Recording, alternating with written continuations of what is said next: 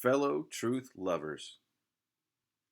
I just did a video on inequality and really the base of the problem of inequality being a lack of values. And that kind of piggybacks into this video, which got me thinking about people in the military.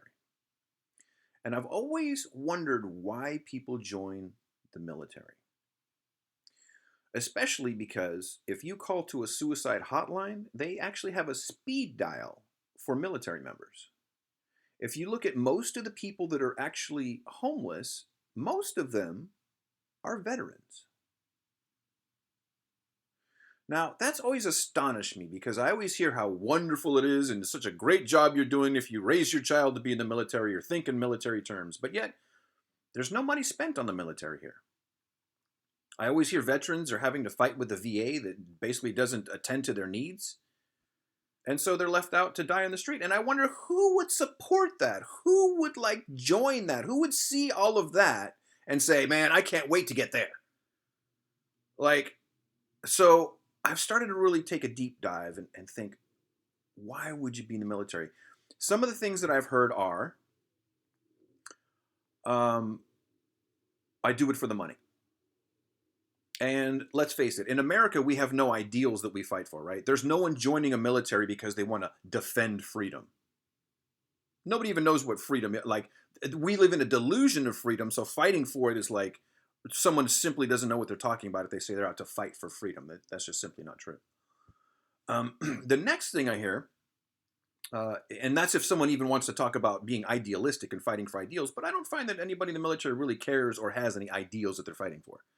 They don't care about freedom. They don't care about democracy. They really just, from what I hear about everybody in the military, just wanted a check, a way to survive, because we really live in a slave economy where that's the only places a man can go to make money anymore. Everything's been shipped away to other countries, so people join the military because they want to feed their families. So it becomes about money more than anything.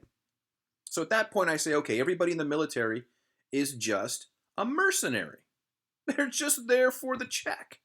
No ideals, just for the money.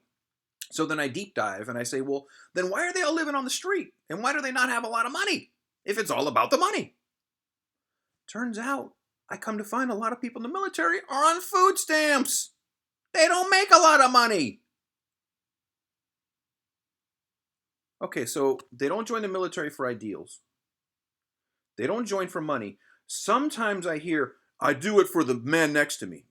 Really? Is there any animosities in the army between class or race? Do people argue with each other in the military because one is rich and one is poor, or one is Mexican and one is white? Does that ever happen? Because I'm sure it does, and then it totally squashes any comment about, I do it for the man next to me. I do it for my brother next to me. No, you don't. Americans hate Americans more than anyone hates Americans, more than Russians hate Americans. So I've got to wonder, man, what would compel someone to join the military and be turned into human garbage when it's done? Like, you're going to go there for no paycheck, no ideals, not defending anything, come back totally screwed up, wanting to kill yourself, and not able to really function in society anymore. Just please show me the benefit. Just show me the benefit. Then I see these scandals recently. We all think our military is so strong and so powerful. I see these scandals, how the Navy's been spending jillions of taxpayer money to have parties with hookers and drugs and all this kind of stuff. It's like the military really is just a college frat party. And that's who's defending us. But I guess if we don't really stand strong to our ideals, we really don't care about strong people standing to defend those weak ideals. Ultimately, I see this as the difference between rich and poor. It's not about money. It's not about the fact that you can go to the doctor and I can't, even though I'm a better human being than you. It's about values. It used to be that people in the military that defended the country and were good people and did so out of being just wonderful people were made the president or the king or whatever. They were the richest. It's not that way anymore. I see the military is basically just a bulldog for the oligarchs. And if anybody threatens their money, they'll just unleash the dogs. So,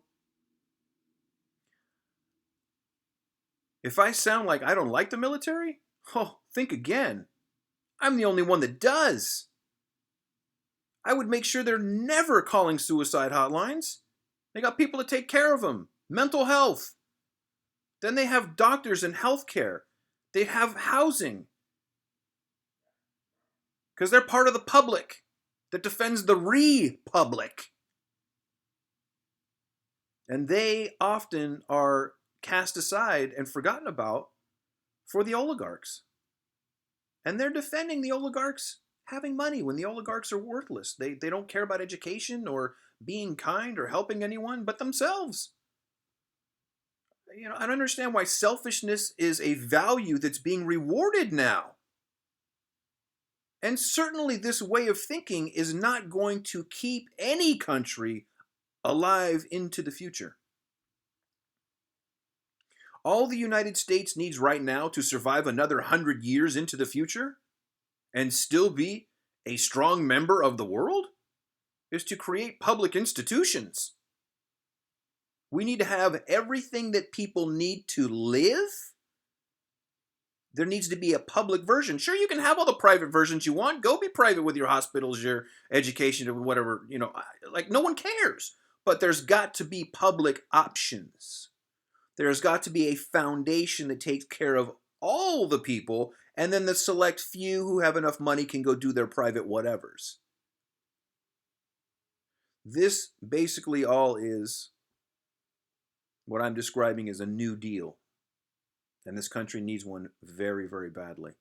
And we need to do far better taking care of our veterans.